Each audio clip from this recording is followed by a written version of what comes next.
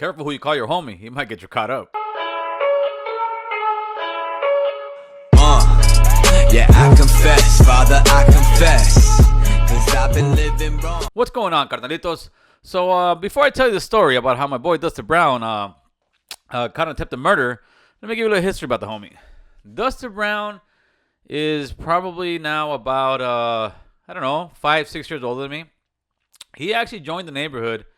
Off the top of my head, even without asking him, I would say probably about 87, man. This picture here, this is Dusty Brown with a couple of homies. Sit on the same stoop that I used to hang on, sit on and protect with my life, I guess you could say. Well, Dusty Brown was he's a good homie, man. He's the kind of guy that if they ask you what kind of homie is he, he's the kind of guy that everybody likes. Cause there's always a homie that people think he's scandalous. There's a homie that people just don't like. There's a homie that only a few guys like. There's a homie that bangs. There's a homie, there's always a certain homie like those little characters they have. There's always a certain homie that plays a certain part. Well, Dusty Brown part in the hood is that guy that everybody just seems to like, man. He's a mellow fucking guy. He actually reminds me of Chong from Cheech and Chong, man. Back in the days, he was notorious for dropping acid, getting high, and at the same time was notorious for being a banger, man. He's one of those guys also that you always hear a lot of people say, oh, they were bangers and that, they just never went to jail. And most of those guys are full of shit. But Dusty Brown, I can honestly say, I'm witness to, he was a fool, man. He was a fool in his days, in his era. He did some county time but never went to prison. Unlike his brother. His brother's actually my homeboy Spider. I think that's the first guy that Sonny actually got along with that was from my neighborhood that he actually got along to. He met Spider, excuse me, he met Spider up in the joint, and that was Duster's brother, older brother. Well, anyhow, Dusty Brown. When I tell my story, and whatever story, whether it's on street TV or was on Kev Mack, my story stays the same because it's real. It's the same fucking. So you're gonna hear the same story. When I said I came out of junior high before. When the principal was first telling my mother that I was a gang member. Say or think when you were in the 9th grade and you got put on North Hollywood Boys, did she know right away? No, she didn't know right away. I got kicked out of Reed when I went to Madison, right? In Madison, I got into a gang fight. The principal tells her, hey, I'm sitting there, and me, I'm young. My heart's fucking beating. Oh my God, my mom's gonna find out I'm in a gang, right? So they tell her, your son's in a gang, this and that. No problem. We get into the car. I got like 20 homies outside. They're all over there telling me what's up. I go into the car with my mom. We're driving. She still hasn't said anything. We're with my stepdad. And she turns around. She looks at me, and I'm still like, fuck. Are you in a gang? And I said, yeah. And she said, good, you got backup. And that was it, man. That was as far as my conversation with my mom as far as being in a gang. I said I came out of junior high. There was about 20 guys out there, and one of those guys was my homie Dusty Brown, man. And back then, he was feeling himself, had his shirt off. He fucking had this one tattoo that to me was always like the best tattoo anybody ever had. I would look at that shit, damn, Dusty, that shit's dope as fuck. I wouldn't say dope, but in my head, I would think that was the best tattoo I've ever fucking seen in my life. And to this day, that's still one of my favorite tattoos. He's got this chick in the back with like a leopard skin going over her head, man, and with the hood on top. Except now Dusty's a little older, so it just looks a little bit different. Now let's fast forward a little bit. Dusty, like I said, got into the hood in '87. Then that junior high incident with me was in '89, and then I was running the streets for a while. I ended up not seeing Dusty for about 4, 5, 6 years, man. Around '91 is when I picked up my case. And then I was just going out of YA. So I hadn't seen Dusty since about 91. So this is 96. It's a regular day for me, I'm a knucklehead. I just came out of YA for my second time. And to be perfectly honest with you, I'm not giving a fuck, man. And that's the best way to put it. When I was walking out the door of YA, this one African-American staff looks at me and tells me, you know what, the hell, you'll be back. I looked at him. I said, yeah, I know. I don't give a fuck. And that was my mentality. Well, by this time, Dusty's already been in the hood 7, 8 years, Still comes around, still doing his thing, but just isn't that turned up, let's say, as somebody my age coming out YA, but he's still cool, solid-ass fucking homeboy. So he's chilling at the Taco Bell in my neighborhood off of Lancashire and Oxnard. He's sitting there in his ride. He's with the homegirl Fly. I see him. I bust a bitch. I come back. I'm bumping, rolling, pull into the parking lot. I actually fucking do a douchebag move and I fucking park in the handicap. So I pull up. Like, what's up, Dusty? He's like, oh, Junior, what's going on? He knew me when I was actually a little kid. And there was a few homies and still do. Someone will still call me Junior because I was such a little kid back then. I said, what's up, Dusty Brown? We started shooting this shit. We hadn't seen each other, like I said, 4 to 6 years. You know, time flies when you're having fun. Well, as we're sitting here talking to one another, I hear from the back or from the side, get the fuck down, get the fuck down. I look and I start smiling. I said, this motherfucker. It's a LAPD officer, which I knew very well. He starts running towards me, got the strap on me. He was actually making a left turn and was going to go the other way in the street. He was a passenger. He opened his car door. His partner's like, what the fuck's going on? He's running out after us, telling us to get the fuck down. Dusty's like, what the fuck's going on? I'm already, I know what's happening. He fucking gets us down. Dusty still kind of looked at me and said, what the fuck's going on? He when they had us up against the car and shit, he tells me, hey, what'd you do? I said, come on, Dusty. To me, it was like, let's say, the more the merrier at the time. I knew Dusty was going to be off free, nothing going on. Not that I had anything to do with it, but So we ended up getting cuffed. We're sitting there. He's getting his fucking car towed. I'm getting my shit towed.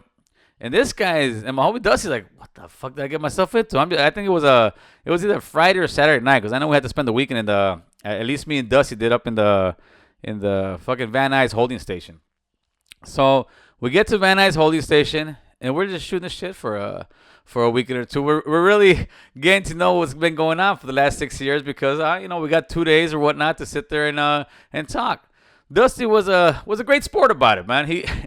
He wasn't pissed off at me in any way. He wasn't that guy. Like I said, Dusty was like Chong from Cheech and Chong. He was always a very mellow guy unless you actually pissed him off, man. Luckily, Dusty, I got released soon thereafter. I ended up going to county jail. They charged me for attempted murder. I'm sitting there for a couple weeks. A detective comes in, Detective Coffee. I know the guy very well because he worked on my stepdad's murder back at Speedy Stock was right here in North Hollywood. Now it's called Sheba. It's a fucking sushi place. So anyways, he comes in, asked me if I got anything to say. I said, no, I got nothing to say to you, brother. He said, yeah, I figured that. So he said, sit down. Let me talk to you. Or let me tell you something. I said, all right. Like, what's up? You're cuffed up. You're fucking sitting there talking to the or he's talking to you, detective. He tells me, all right, man, I'm going to break it down to you. This is a game, all right? Right now, in the game, you're winning. You got 2 victims that say they don't want to testify against you. They don't even know who you are. They're not saying nothing, man, at all. We got one civilian witness that at first corroborated and said you were there, and now he's pulling his testimony and completely changing it. So as of right now, you're winning the game. And then the last thing he told me was, if you're innocent and you had nothing to do with this, I hope you get released and change your life. If you're guilty and had something to do with this, I hope you go to prison for a very, very long time. And that was it. That was as far as our conversation went. Thank you very much. He walked out. So now I'm sitting in the county with my 2-strike ban. I was 21 years old, and you got older homies coming and saying, damn, youngster, you're getting struck out? This time it was, I think the strikeout law just happened to kick in maybe in 94 or something. So this was kind of new. I'm 21 years old. I'm, probably at that time I'm facing about, 10, 15 years. And with the double strike, who knows? Maybe give me 20-something years. And I'm not even thinking about it, man. I'm not even fazed about it. This was the reality and the life that we were living out here. At that time in 1996, it was a warfare going out here in North Hollywood. We were going at it. First of all, you guys know Sonny. Sonny boy, shout out to you, homie. We were going at it with Elmwood. We were going at it with North Hollywood Locals. We were going at it with MS. We were going at it with Northside 18th Street. We're going at it with Radford Street. We're going at it with Violent. We're going at it with Boys from the Hood. And I'm sure there's 1, 2, or 3 more gangs that I'm completely forgetting about. So we're going at it with at least 8 to 10 different gangs that were very active. That were at least 50 deep, let's say. That's in the minimum. The minimum, you're going to get 30 to 50 deep. So off the back, that's how much of warfare it was out here in those times, in 96, man. So, that's just put you in the state of mind that I was in. I'm not giving a fuck, man. It's like, it is what it is. It's another, to me, it's another day at the park, You're busted. You might be looking at some time. Oh, well, whatever. We were young. We didn't know any better. We thought that was normal. In those days, it depends where you grew up. In those days, let's say I went to Walter Reed Junior High. In Walter Reed Junior High, there's a good chance you're going to be from the boys. If you go to Sun Valley, there's a good chance you're going to be from Violin.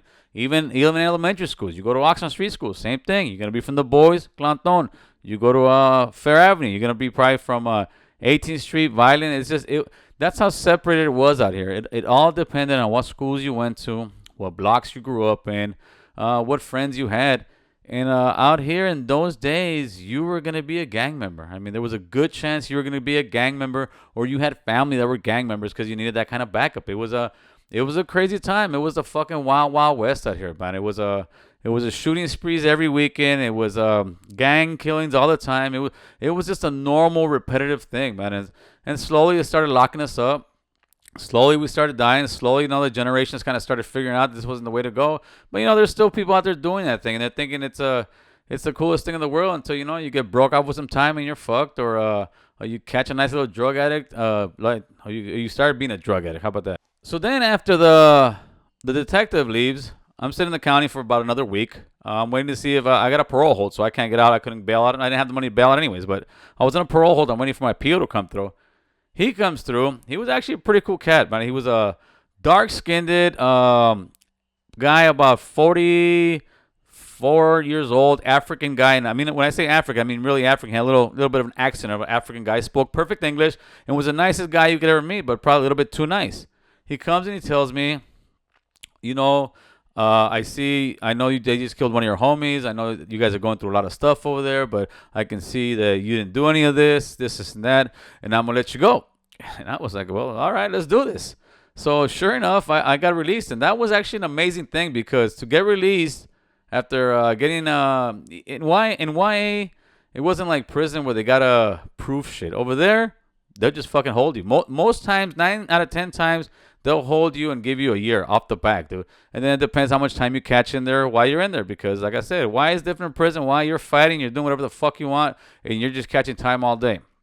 So anyhow, I get out, and probably I would say no longer than 3 months after that, I'm busted again for the couple straps. Cops raided my house, and that's when I went and did my last term in YA, man. And after that, that's when I got out and started making my life. Well, the moral to the story here is watch out who you hang around with, because sometimes we are dirtbags and we'll get you caught up. That's why we hear sometimes people saying that they can't hang around with certain people. They don't want to be around certain people because they don't want to be caught up. Well, I was that certain person, but I wasn't trying to get Dustin Brown caught up. I knew he was going to get released. I knew he was going to get out. I knew everything was going to be all right. To me, it was kind of a fun, believe it or not, a fun time, because I'm not going in alone. I'm kind of cracking up with this fool while he's getting busted. Well, the great thing that I can say, and this is why I say these stories, man. Dustin Brown was a gang member since the mid-'80s, late 80s. Went through all kind of shit. Went through an attempted murder with me, along with other stuff, And now I can say Dusty's a regular guy, man. Dusty's a family man, married, kids, has a full-time job, been working forever. He's doing his thing, man. If you saw Dustin Brown today, you would not for 1 second think, this was a menacing fucking gang member, this was a killer, this was that. Because the thing is that when we grow up, we start seeing what life is really worth, man. It's great to see homies like that making it. It's great to see homies like that go through all that and now come out of it and be able to fucking spend time with their family. Be able to come to my pad and say, what's up, Junior, and chill with me, man. He lives a few hours away, but I see Dusty, I don't know, every 6 months or so, at least a year, once a year, which, it's cool, man. It's cool to be able to see homies like that you've gone through so much stuff together and now can actually enjoy life together. So the moral of the story is you can come through all kind of shit and you get your life straight. And if American Cholo ever pulls up at you on Taco Bell, you better take off. Yeah, I confess, Father, I confess, 'cause I've been living wrong.